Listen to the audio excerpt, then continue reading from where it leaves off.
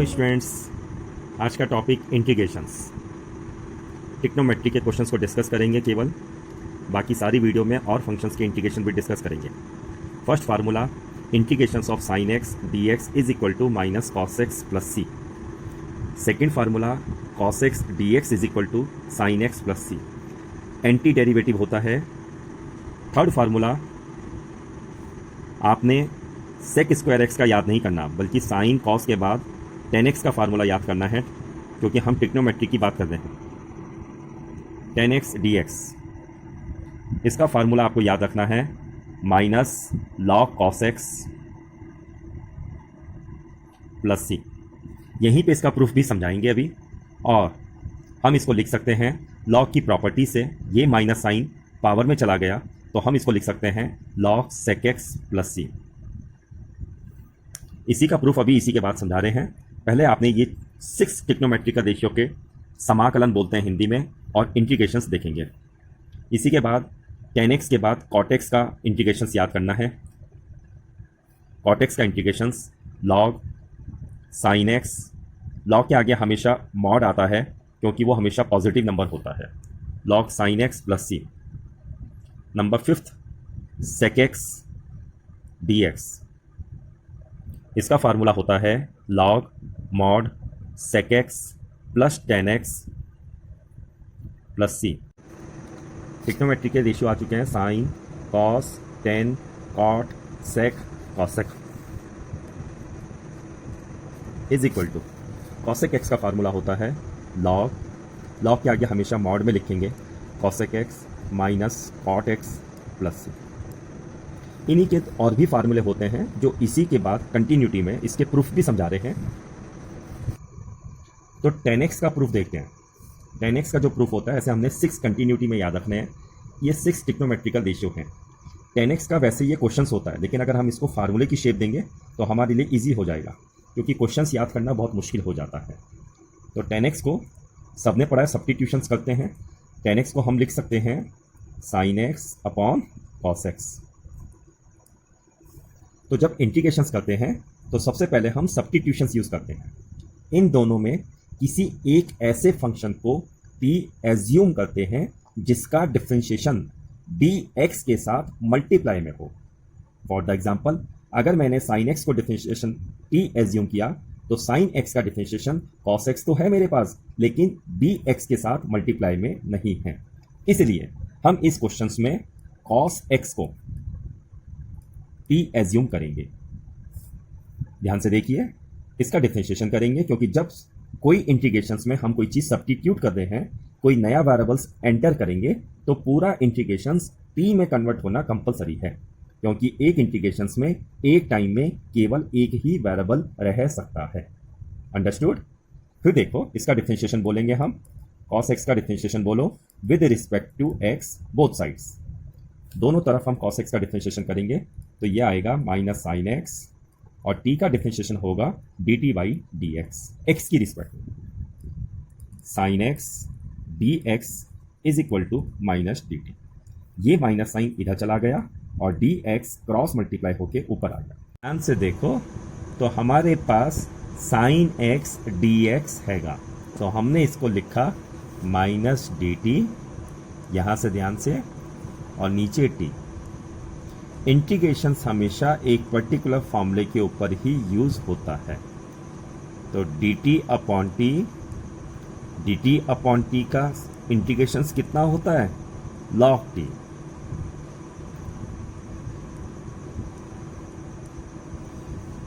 तो हमने t की वैल्यू सब्स्टिट्यूट करी, क्योंकि हमारा इंटीग्रेशंस x की टर्म्स में था, तो इसलिए आंसर भी x की टर्म्स में देना है।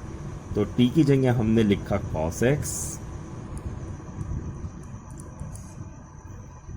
अब log की एक प्रॉपर्टी पढ़ी होगी सबने, n log m। अगर log से बाहर आउटसाइड में कोई भी नंबर या कोई भी सिंबल कुछ भी हो, तो वो log की प्रॉपर्टी से पावर में चला जाता है। तो इस प्रॉपर्टी से नेगेटिव साइन, इस प्रॉपर्टी से नेगेटिव साइन को मैं पावर में ले गया, और माइनस 1 अपॉन कॉस एक्स बन जाएगा, ये बनेगा 1 अपॉन कॉस एक्स, और 1 अपॉन कॉस एक्स बराबर होता है सेक एक्स। तो आप देख सकते हैं ऊपर हमने फॉर्मूला लिखा हुआ है लॉग सेक एक्स। देखिए फार्मूला नंबर फोर्थ क्या था बच्चों, कॉट एक्स डी एक्स। तो अगर हम इसका प्रूफ समझ लेंगे तो हमको लर्न करना बहुत इजी हो जाएगा, तब माइंड में रिकॉल कर सकते हैं। तो एक बार बहुत अच्छी तरह इसका प्रूफ समझ लीजिए। कॉट एक्स को क्या लिख सकते हैं ट्रिग्नोमेट्री की हेल्प से, cos x upon sine x.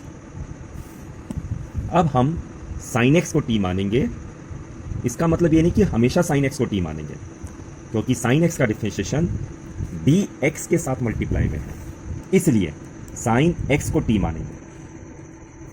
इसका डिफरेंशिएशन आएगा बच्चों कॉस एक्स, और टी का differentiation d T by D x. Cross multiply करी मैंने, cos x D x is equal to d t. ये हम यहाँ पर सब्स्टिट्यूट करेंगे। ट्रांसफॉर्मेशंस का मतलब पूरा इंटीग्रेशंस टी की टर्म्स में चेंज कर दिया।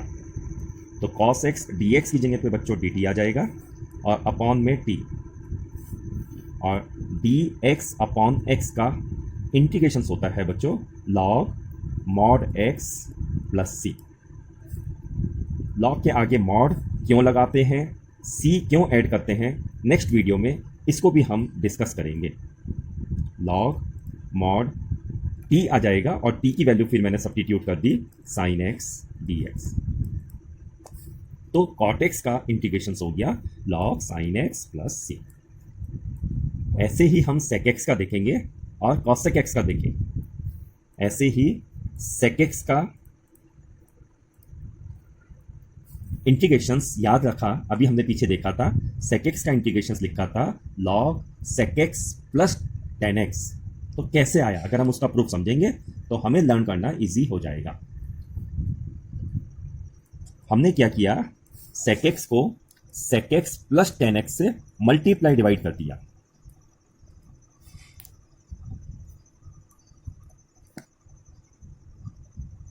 अब कभी कभी ये बातें माइंड में आती हैं, क्यों किया, क्योंकि इंटीग्रेशंस डायरेक्ट फार्मूले के ऊपर अप्लाई होता है। तो ये इसका प्रूफ है। हमने मल्टीप्लाई किया, जैसे हम कॉन्जुगेट से मल्टीप्लाई डिवाइड करते थे, जैसे हम रेशनलाइज करते थे, ऐसे ही प्रैक्टिस करने के बाद आपको ये बातें याद हो जाएंगी। ऊपर ध्यान से देखो, मैंने ब्रैकेट ओपन किया, सेक एक्स को सेक एक्स से मल्टीप्लाई किया तो सेक स्क्वायर एक्स आ जाएगा, और सेक एक्स को टेन एक्स से मल्टीप्लाई किया तो सेक एक्स टेन एक्स आ जाएगा। नीचे ध्यान से देखो, sec x plus tan x को मैं tan x plus sec x भी लिख सकता हूं, कोई फर्क नहीं पड़ा। क्यों लिखा मैंने, क्योंकि टेन एक्स का डिफरेंशिएशन ऊपर है, ध्यान से देखो सेक स्क्वायर एक्स, और सेक एक्स का differentiation sec x tan x. तो फिर मैं इसको टी एज्यूम करूंगा, क्योंकि इसका डिफरेंशिएशन डी एक्स के साथ मल्टीप्लाई में है। फिर एक बार ध्यान से देखो, हम tan x plus sec x को टी एज्यूम करेंगे, ट्रांसफॉर्मेशन इसको टी में बदलेंगे, इसका डिफरेंशिएशन करेंगे both sides, differentiation with respect to x both sides. तो टेन एक्स का डिफरेंशिएशन क्या होता है बच्चों, sec square x. Sec x का डिफरेंशिएशन क्या होता है बच्चों, सेक एक्स टेन एक्स। और जब एक्स की रिस्पेक्ट में करेंगे तो टी का कितना होता है, D T by D x. Cross multiply करेंगे, sec square x sec x tan X into D X. तो ध्यान से देखो, क्या ये इंटीग्रेशंस में है हमारे पास, है ना बच्चों। ध्यान से देखो, sec square x plus sec x tan x D x, इसकी जगह पे हम डी टी लिखेंगे अपॉन टी। कोई कंफ्यूजन हो तो इसको हम इक्वेशन नंबर 1 भी लिख सकते हैं, इक्वेशन नंबर 2, इक्वेशन नंबर 3, और फिर एक लाइन लिखेंगे put third and second in equation number 1। Board में आप ये कर सकते हैं, कंप्लीशंस के लिए आप समझ सकते हैं। इस फार्मूले को डायरेक्ट याद रखना है, sec x plus tan x with log d t upon t का इंटीग्रेशन अभी बताया था बच्चों, पीछे कितना हुआ था बोलो, लॉग टी। टी की वैल्यू सब्स्टिट्यूट करी मैंने, टी की वैल्यू क्या थी बोलो, किसको हमने टी एज्यूम किया था, sec x plus tan x को या tan x plus sec x को, क्योंकि प्लस में है तो कोई फर्क नहीं पड़ता, sec x plus tan x. Formula number 6 बिल्कुल सिमिलरली इसी प्रकार, 6 क्या था बोलो, कॉसेक एक्स डी एक्स। इसका आंसर क्या लिखा था हमने, ध्यान से देखो, इसका आंसर लिखा था हमने log cosec x minus cot x। तो इसको याद करने के लिए इसका एक बार हम अच्छी तरह प्रूफ समझते हैं। इसमें भी हमने क्या किया, cosec x minus cot x से मल्टीप्लाई डिवाइड किया। क्यों किया, जिससे कि हम इंटीग्रेशंस का यूज कर सकें, क्योंकि इंटीग्रेशंस डायरेक्ट फॉर्मूले के ऊपर अप्लाई होती है।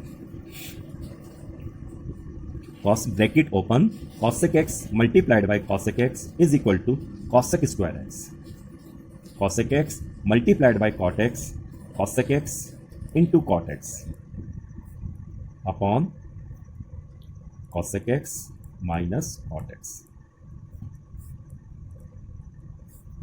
फिर वही ट्रांसफॉर्मेशंस करेंगे, इस इंटीग्रेशंस को t में कन्वर्ट करेंगे। cosec x minus cot x को मैंने t एज्यूम किया। लेट, आप यहाँ पे t की जगह पे कोई और दूसरा वेरिएबल्स भी एज्यूम कर सकते हैं, y, z, p, पर शर्त है कि पूरा इंटीग्रेशंस उसी वेरिएबल्स में चेंज करना होगा, क्योंकि एक इंटीग्रेशंस में दो वेरिएबल्स नहीं हो सकते। तो अब हमने इसका डिफरेंशिएशन किया, differentiation with respect to x both sides, दोनों तरफ cosec x का डिफरेंशिएशन, cosec x का डिफरेंशिएशन कितना होता है, minus cosec x cot x, cot x का डिफरेंशिएशन कितना होता है, माइनस cosec स्क्वायर x। जिनकी स्पेलिंग c से शुरू होती है उनके डिफरेंशिएशन में माइनस आता है, और t का डिफरेंशिएशन x के रिस्पेक्ट में क्या हो जाएगा, dt बाई dx। इस dx को मैं क्रॉस मल्टीप्लाई करूंगा, तो ध्यान से देखो, minus cosec x cot x minus minus plus हो गया, cosec square x dx is equal to dt। अब देखो क्या ये हमारे पास है, yes, cosec square x plus का हमारे पास है, minus cosec x cot x भी हमारे पास है, dx भी है। तो इस पूरे की जगह पे हम क्या लिख सकते हैं, dt, और नीचे क्या आ जाएगा, t। अभी पीछे भी बताया कि आप इसको इक्वेशन नंबर 1 एज्यूम कर सकते हैं। ध्यान से देखो, इक्वेशन नंबर 2 और equation number 3। Equation number 2, equation number 3 boxes में बिल्कुल साफ साफ दिखाई दे रही है। लिखेंगे put equation number 2 and 3 in equation number 1, मतलब इक्वेशन नंबर 2 और 3 को 1 में रखने पर, तो इस पूरे की जगह पे बेटा dt आ गया, और नीचे कितना आ जाएगा, t। अब ये फिर वही इंटीग्रेशंस बन गया। ध्यान से देखो, बार बार एक ही चीज, dt अपॉन t का इंटीग्रेशंस कितना होता है, log t प्लस कांस्टेंट। दूसरी वीडियो में हम आपको कांस्टेंट क्यों ऐड करते हैं, log t की वैल्यू सब्स्टिट्यूट करेंगे, cosec x minus cot x plus c। Trigonometry की हेल्प से हम इसको और भी मेथड से लिख सकते हैं। इस प्रकार आपने देखा, हम इन 6 फार्मूलों को और अच्छी तरह एक बार फिर से रिवाइज करते हैं। sin x, cos x, tan x, cot x, sec x, cosec x, 6 के 6 ट्रिग्नोमेट्रिकल का इंटीग्रेशंस पॉसिबल है, क्योंकि बहुत ही important point, every function integral is not possible. हर एक फंक्शन का इंटीग्रल पॉसिबल नहीं होता। तो ये इस सीक्वेंस में हम इसको याद करेंगे तो हमारे आगे क्वेश्चंस बहुत इजी हो जाएंगे। बिल्कुल इसी प्रकार नेक्स्ट वीडियो में sine square x, cos square x, tan square x, cot square x, sec square x, cosec square x के इंटीग्रेशंस को डिस्कस करेंगे। उन 6 के भी इंटीग्रेशन पॉसिबल हैं। अगर हम इस टाइप से तैयारी करेंगे तो हमारे फार्मूलों का कलेक्शंस, हमारे पास जो नॉलेज, कॉन्सेप्ट और लर्न करना हमारे लिए बहुत इजी हो जाएगा। All the best, thank you very much.